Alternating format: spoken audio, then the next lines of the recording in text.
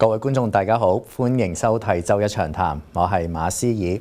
嗱，過去幾個月嚟啦，關稅呢兩個字咧，就相信大家咧喺新聞咧都睇過唔少，亦都可能大家啲茶餘飯後嘅話題。咁其實呢幾個月咧都發展咗唔少新嘅新聞啦，或者啲新嘅政府嘅政策啦。究竟呢啲嘅新嘅政策，呢啲嘅發展，究竟政府背後有啲咩盤算，同埋對我哋嘅經濟有啲乜嘢影響呢？我哋今日就同大家一齊討論下㗎。而今日同我哋一齊討論嘅嘉賓咧，就係加拿大央行前高級經濟分析師袁國雄博士 Terence 嘅 Terence， 歡迎嚟到周一長談。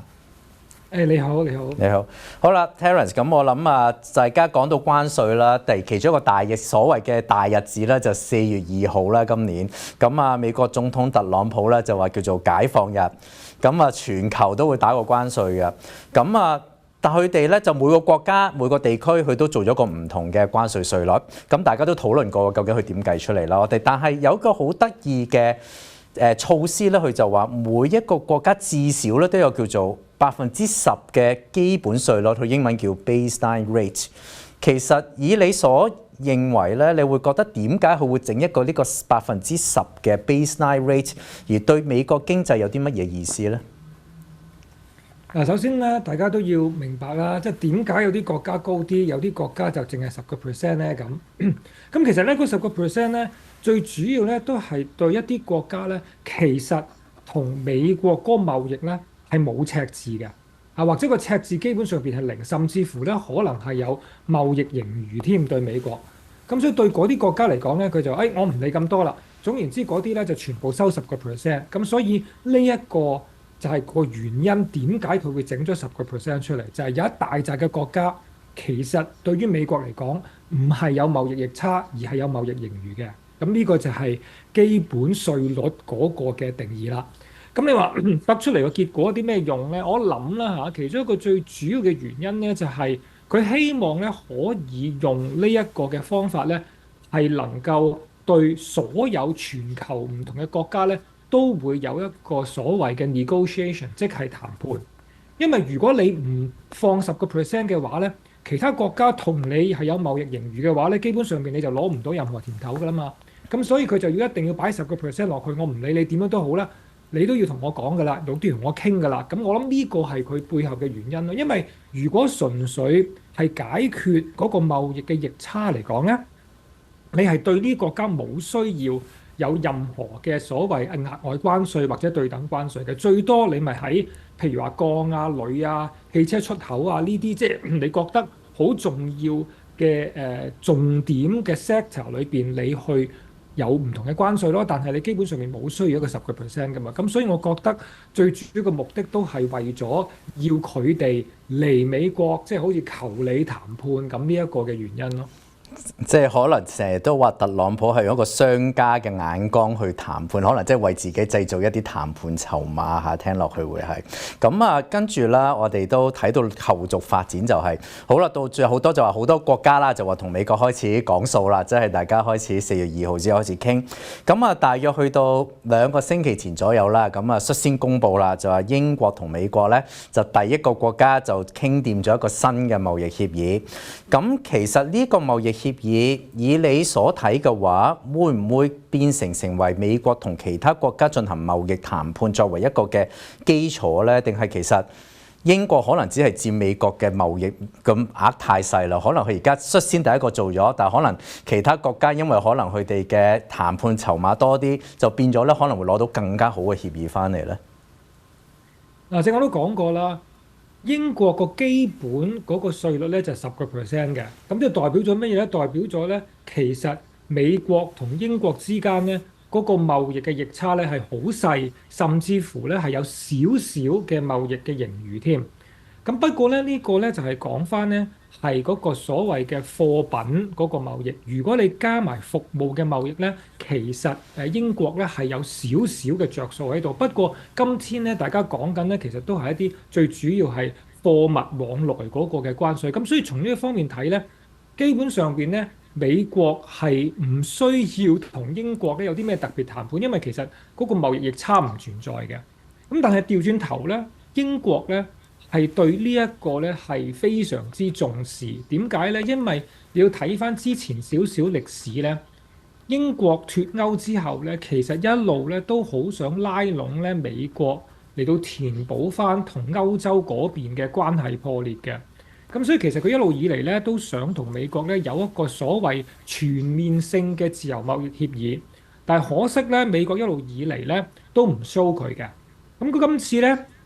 當然佢就話啊係一個好好嘅協議，但係其實你睇真咧就冇乜料到嘅，可以講話雷聲大就雨點少，因為如果你睇下兩國之間其實未傾之前有啲咩關稅咧，第一就正話講過嗰10%啦。咁講完之後咧，嗰10%有冇消除到咧？就冇嘅，仍然存在嘅嗰 part。咁唯一有改變嘅咧，就係兩樣嘢啦，就係對呢個鋼同鋁嗰25%咧就取消咗嘅，而對呢一個汽車咧，亦都係減少咗嘅。因為原本咧汽車由英國運去美國咧，特朗普就話即係全球咧，我唔理你乜咧都要收25%㗎啦，最少。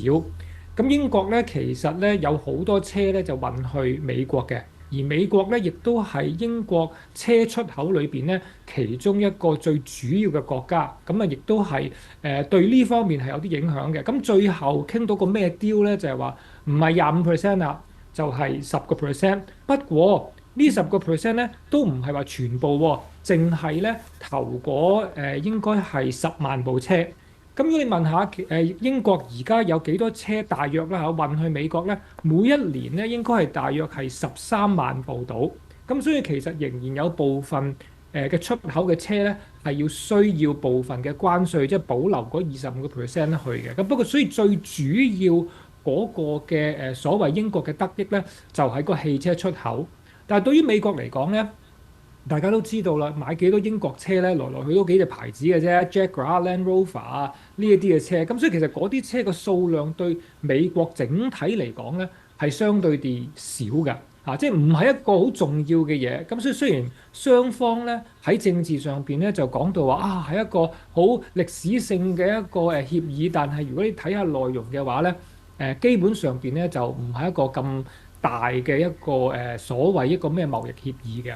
最值得提一點咧，就係其實一路以嚟最大嘅爭拗咧喺英國方面咧，就係關於一啲所謂農產品啦，特別兩類肉啦，一類就係雞啦同埋牛肉嘅。咁喺呢方面咧，其實大家點解即係講唔埋冷咧？個原因就係因為咧歐盟咧對呢兩類肉嗰個嘅限制咧係比較大嘅。咁所以咧佢最後咧英國咧都冇喺呢方面咧讓步俾美國。咁所以到最後咧都係話傾緊啫，咁所以其實好明顯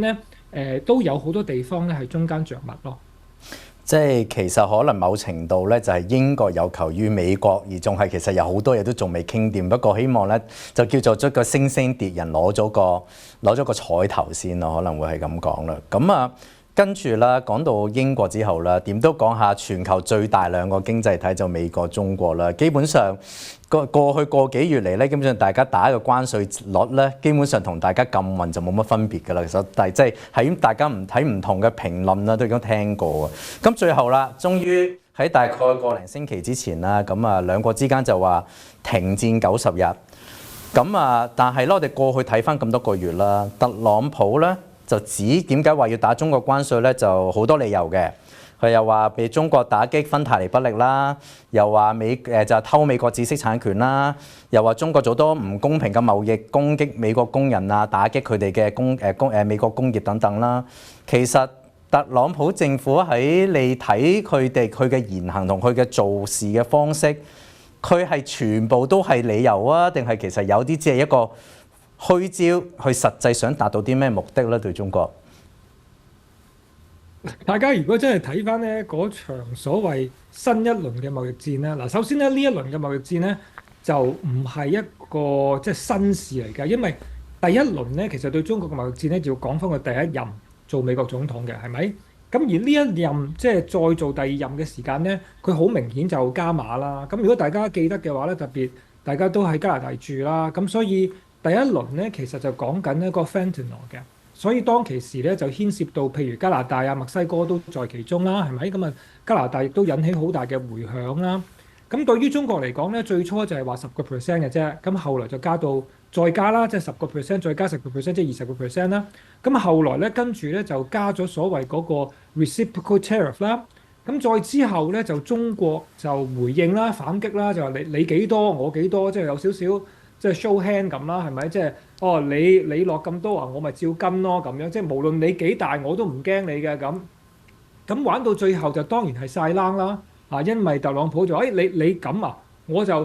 即係 show 你 hand 啊145%，最後就講到咁。咁中國話唔緊要啊，你收145%，我都收翻你125啦咁。即係其實講到最後咧，正如你有所講咧，關稅去到呢個地步咧，好多專家都認為咧係冇意思㗎啦。即係你加到200、300咧，其實都係同一個效果，就係雙方基本上邊所有嘅貿易咧都係即係停咗㗎。咁所以你睇下咧，喺即係嗰個所謂談判之前咧，有好多消息傳出嚟就喂，而家你睇下美國嗰啲港口真係停晒喎，冇嘢嚟喎咁。咁好多人更加講到就如果2個禮拜都傾唔掂嘅話咧，再冇嘢嚟咧，咁就可能美國嗰啲超級市場啊，或者各方面咧都會有唔同嘅影響啦咁。咁所以其實你睇到最後咧，特朗普同埋佢嘅一個團隊裏邊咧都知道。呢一種喺好短時間裏邊突然間去到一個咁嘅程度咧，係會對個經濟咧有一個好大嘅影響。咁所以雙方咧已經係放晒風出嚟啦嚇，事前就係話點樣講啊？咁雖然有好多傳聞就係話其實係中國揾美國嘅，或者美國揾中國嘅，咁啊睇下你係邊方面嘅官媒啦，係咪？美國嘅官媒就話係中國唔掂，所以揾佢嚇；中國嘅官媒就話美國唔掂，所以揾佢啦。咁但係無論點樣都好啦，呢個消息就冇辦法證實究竟邊個揾邊個先嘅。不過到最後咧，大家都話唔掂啦，咁嘅環境一定要將嗰個即係成個溫度嗰個貿易線要降溫。咁所以最後就減咗115%，即係大家都減115%，就代表咧美國就話30% 關稅，而中國咧就去到10%。咁其實好明顯咧，如果你睇下呢一個嘅水平咧，差唔多啦嚇，即係。若若莫莫咧，就等於去翻咧，即係第一輪嘅關稅嗰陣時咁上下嘅。OK，咁所以其實好明顯，大家睇到喂呢個方法搞唔掂嘅。咁我覺得最大嘅即係顯示咗一樣嘢啦，就係大家都明白咧呢一種咁樣即係晒冷方法咧，係無論你係點樣嘴硬都好啦，即係話自己我唔要中國貨，中國唔需要美國點樣都好啦。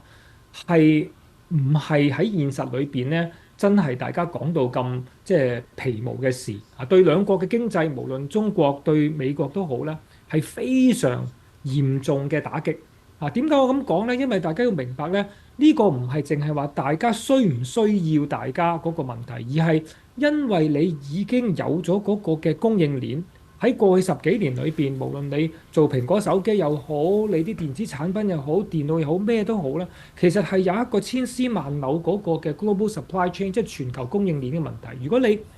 要喺1個禮拜、2個禮拜裏邊斷晒所有嘢嘅話咧，係冇一個國家可以承受得起。咁而好明顯，今次個結果就係話俾大家聽，兩國無論你點嘴硬都好，都要承認喺現實裏邊嗰個打擊係好大咯。咁啊，即係其實究竟佢哋最後想達到啲咩咧，都要睇下佢哋一路之後後續嘅談判，最後出咗咩協議咧，先知道佢哋最終目的想做啲乜嘢啦。咁啊，頭先講到一啲譬如話國與國之間嘅協議啦，咁啊去翻一個比較經濟翻理論方面嘅問題啦。嗱，咁我哋一路都聽啦，美國特朗普就成日話要將工業帶翻去美國，就唔可以將啲工業外流啦。咁啊，佢亦都曾經有報道指啦，佢親自打電話去佢自己間手機蘋果公司，就係叫佢將啲電話咧要拎翻去美國製造添。嗱，咁其實以而家嚟講啦，美國嘅失業率咧大概4%左右。咁而我哋一般睇所謂嘅經濟理好多經濟理論啦，其實4%對美國嚟講已經叫做全民就業嘅。如果再請多啲人，失業率再低啲咧，其實對美國咧係會有通脹壓力添。咁如果我假設特朗普真係要想將工業帶翻去美國，即係要請翻多啲勞工啦。咁美國勞工市場係咪變得更加緊張，就做更加大嘅通脹？咁對美國經濟嚟講，喺一個經濟理論角度上，係咪有啲得不償失咧？係咁講。嗱，你呢個講法咧，都好合理嘅。不過我覺得有一點咧，可能未必注意到咧，如果真係好多企業翻去美國做嘅話咧，即係嗰啲製造業翻去美國嘅話咧，我諗唔係喺即係現有嘅基礎裏邊咧，再加一紮嘅公司上去，而係咧美國成個社會咧嗰個結構咧需要有一個轉型，即係話有一啲工種原本佢可能去餐廳嗰度做侍應嘅咁而家就去咗做工廠咯所以其實咧係一個大嘅即係所謂調整，就唔係話咧將某啲工種咧就而家做開嘅，然之後再加，咁其實基本上邊呢個冇可能嘅，再加上特朗普咧喺呢一個邊境裏邊咧打擊得咁犀利，咁所以更加咧所謂冇咗嗰啲非法嘅移民啦，係咪？咁所以喺呢方面咧，亦都係斷咗其中一個即係所謂可能 potentially 有機會去工廠工作嘅一班人。咁所以喺咁嘅環境之下咧，就一定唔會係喺現有基礎裏邊咧再起多100間廠㗎啦。一定係就算你起到100間廠啦，即係唔講話有冇可能起唔起到咧。就算你真係起到嘅話咧，一定係將成個即係所謂美國嗰個經濟咧係轉型。令到咧某一啲嘅工種冇咗，然之後就去翻做製造業。咁我諗呢個係比較我諗合理啲嘅一個睇法啦。即係你話再加咁，其實基本上面你邊度揾咁多工人嚟啫？正如你咁講，呢個冇可能。相反，如果譬如你話中國亦都係啦，咁你話冇咁多出口嘅時候，咁係咪所有中國都會即係癱瘓咧？咁唔會嘅，即係需要一個時間咧去 adjust 啦，就變翻做可能一啲內需嘅嘢啊。咁其實呢個係一個調整。咁其實當中喺從個理論嘅角度裏邊講啲乜嘢咧？就係好多人以為中國同美國或者全球貿易。如果突然間停頓咗咧，咁對個世界影響咧就好大啦。咁係亦都唔係嘅，因為譬如對於美國啊，或者加拿大啊，或者對於譬如話其他比較大啲或者發展得比較完善啲嘅經濟體系咧，如果佢冇咗好多貿易嘅話咧，其實佢自己國家咧都可以做得到嘅。不過個成本高咗，未必係最 efficient 咁解啫。但係個問題咧，始終咧就係喺呢個 transition 裏邊，即係轉型。即係有啲工種由原本做開某啲嘢嘅，要去做翻工廠，咁肯唔肯咧？嗰個工資其實嗰方面點樣調整咧？會唔會由一個省份搬去另外一個省份咧？呢啲需要時間嘅。所以點解一刀切係對個社會影響咁大咧？就係因為你一刀切裏邊冇時間俾佢適應嘛。全個社會由呢一個勞工階層到工資。到各方面嘅運輸都唔能夠適應到啊嘛，所以個摧毀性其實喺個 transition period 嗰度，即係個轉型期間。如果所有嘢最後都轉晒型，而係完全係由唔同嘅即係工種已經做到一個新嘅工種嘅話咧，其實最後個傷害性咧可能唔係咁大，但係嗰個轉換咧其實係最重要嘅咯。咁啊，其實我哋都之前都睇過唔少例子啦，即係一個經濟轉型咧，呢個轉型期咧，其實都好多人都需要忍受一個轉變嘅過程。咁呢個咧，除咗經濟學嘅問題，亦都係個社會嘅問題啦。咁我哋而家都要睇下究竟係咪美國同中國係咪真係想一個脫歐？如果脫歐咧，就真係大家嘅行業之間咧會有一個好大嘅調整啊。咁我假設啦，如果真係啦，當佢哋個最終目的係想一個行業大嘅調整，大家脫歐。大國與大國之間就少咗一種嘅貿易。咁我哋之前咧就提到下美國一個叫做美元霸權啦，即係話以好多時好多唔同嘅討論都會話點解呢幾十年嚟美元會可以稱霸全球嘅咧？其中個原因就係因為美國咧就不停就同全世界買嘢嘅，咁啊好多美元向全球流動，令到咧美元咧作為一個最主要嘅全球嘅交易貨幣。咁而家特朗普政府真係用關稅戰又好，佢最終目的真係想美國脫離一啲對外嘅貿易體系。咁係咪會某程度係證實會令到美元失去呢個霸權咧？會唔會一個失去個霸權嘅開始咧？會變成？如果你話係完全因為貿易就令到美元霸權冇咗咧，我就覺得未必嘅，可能係一個間接嘅一個關係啦。咁正話你都講得好得啱嘅，即係因為有貿易啦，有貿易嘅逆差啦，咁令到好多國家就收咗好多美金啦。咁而呢啲美金咧，最後就流翻入去美國做唔同嘅投資啦，可能買美債啦，可能買呢一個唔同嘅即係公司啊、股票市場啊等等。因為咧喺一個純理論嘅角度嚟講咧，當全球揸咗咁多美金嘅話咧，美元咧應該就會貶值嘅。因為大家揸住咁多美元，如果大家都覺得冇需要嘅話，即係用唔到咁多啊嘛，你買唔到咁多美國貨嘅時候，咁你自然就要轉翻去自己貨幣或者其他貨幣㗎啦。咁所以喺咁嘅環境裏邊咧，美元係應該要貶值嘅。咁當個美元貶值嘅時間咧，咁就令到咧即係美國貨就貴咗啦。然之後咧，佢嗰個貿易嘅逆差咧就會有一個嘅調整嘅。咁但係個問題咧，就係因為美元有個霸權啦，即係大家都要美元啦，再加上大家覺得美元咧係一個所謂嘅避險工具啦，即係最穩陣嘅投資工具啦。咁所以喺咁嘅環境之下，就買美債又好，或者你投資都好，咁所以啲錢就流翻入去美國嘅。咁因為有呢一個嘅所謂大循環之下咧，美元咧就結果咧就冇貶值到啦。咁所以喺咁嘅環境裏邊咧，你話如果冇咗呢個大循環之後會點咧？咁我諗而家好多人或者最近呢幾日都開始講咧，就係話個美債嘅表現啦。咁我覺得呢個咧先至係最重要嘅一點啦。即係如果全世界包括美國自己本土嘅人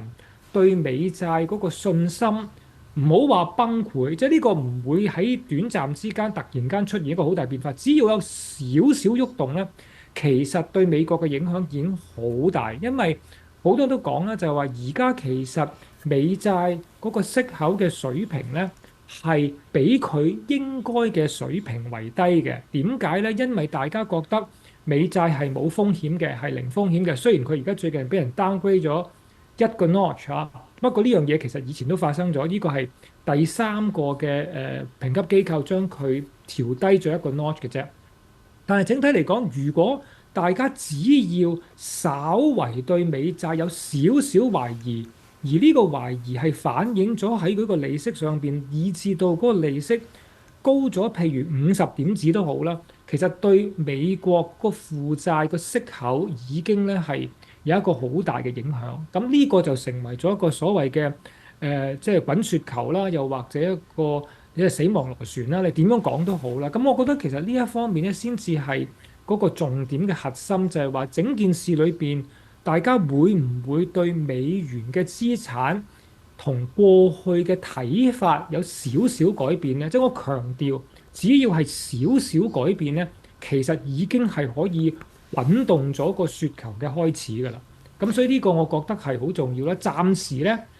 以我嘅觀察咧，同埋同唔同嘅朋友嘅傾偈啦，喺金融即係界裏邊做唔同嘅一個崗位嘅時候咧，都係講緊啫嚇，即係真真正正大家係話即係拋晒啲美債或者拋售美元咧，就未至於，不過係有咗多少少呢一類嘅討論喺成個市場嘅氛圍裏邊。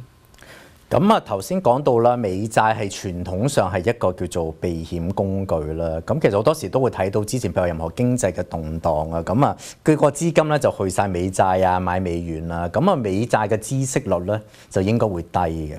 咁但係咧今次咧當阿特朗普喺4月2號啊公佈話全球打關稅，咁啊經濟震盪啦，全球震盪。但係咧似乎嗰陣時咧嗰日嘅美債孳息率咧，就唔係跌喎，係反而仲升喎，即係佢個價格下跌，即係啲資金流從美債嗰方面流走，而甚至有報道話可能市場啲資金咧係從美國流走添，即係美元係跌嘅。點解今次呢個經濟動盪時期就反而啲資金唔係入美國，而係會有好似有流走嘅跡象咧？係咪好似頭先會講到會唔會開始，正如有啲人一個開端去諗緊，而家美債係咪仲係一個避險貨幣咧？嗱，你呢個講法咧，我諗前一陣子咧都幾流行嘅。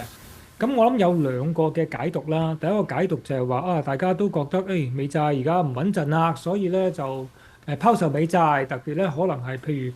如中國啊、日本啊都有一個出手拋售美債啦。咁作為一個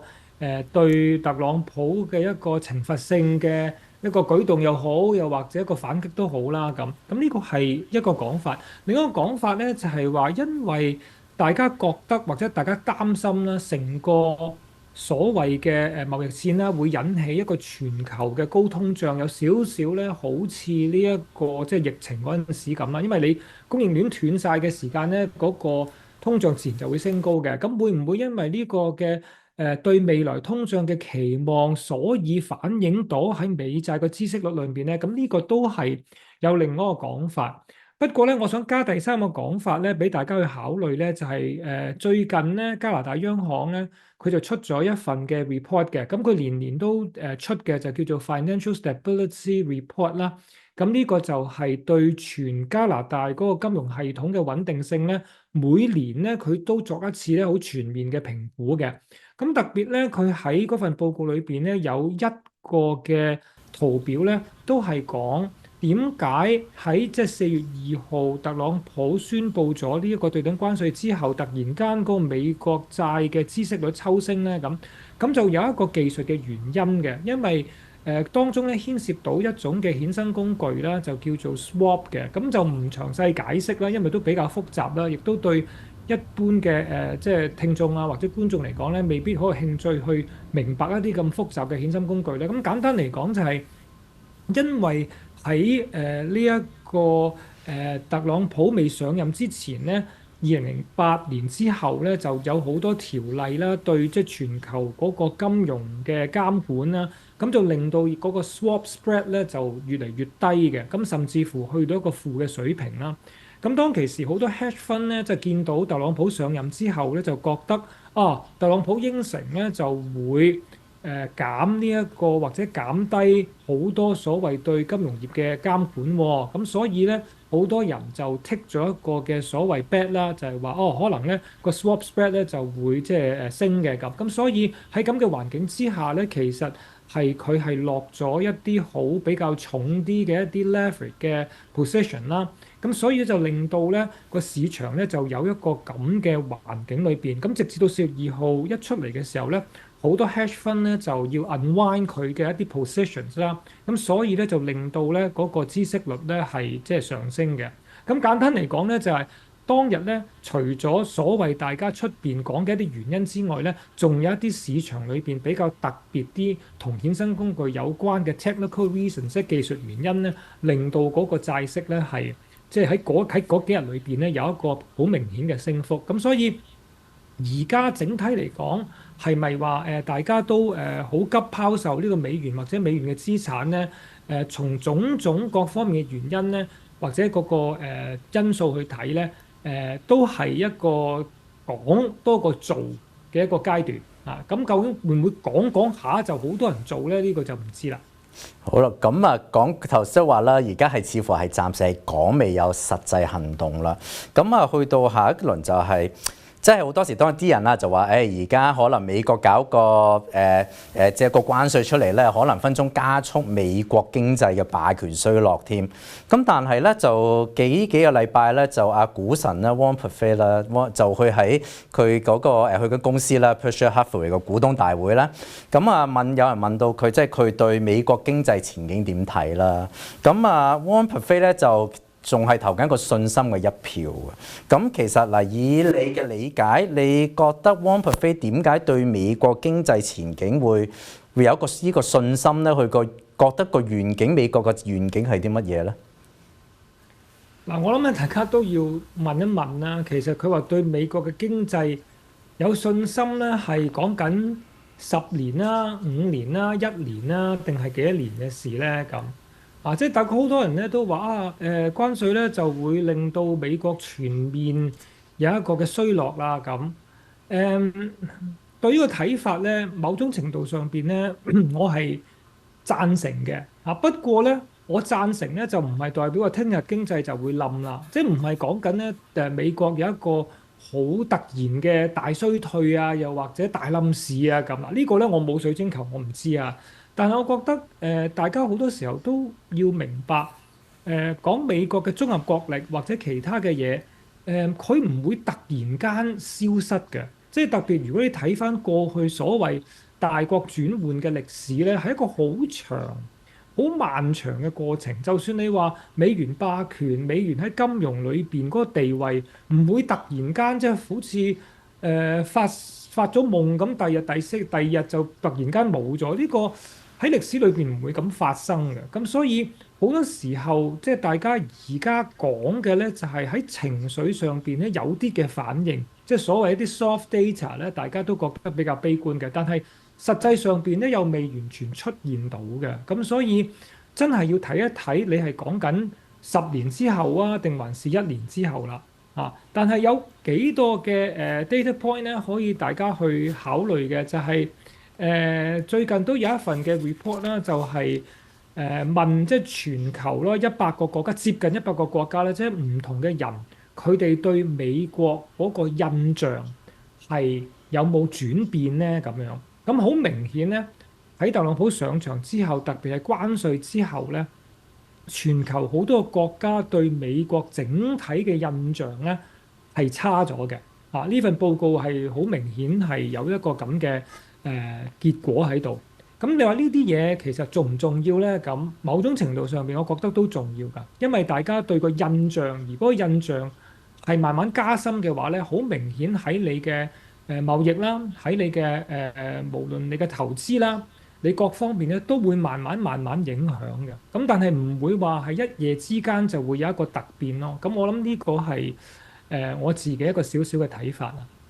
咁啊，正如我哋而家總理卡尼都成日都話啦，而家我哋加拿大同美國關係就唔係好似以前幾十年咁係一個新嘅關係啦。咁我哋就睇下究竟即係可能未來幾年，可能甚至10幾20年後啦，究竟美國相比其他國家個貿易體系同國力之間咧，大家會有啲乜嘢嘅變化啦？而我哋今日咧個討論就嚟到呢度。咁啊，多謝 Terence 上嚟，亦都同各位觀眾下個禮拜會講下其他話題。拜拜。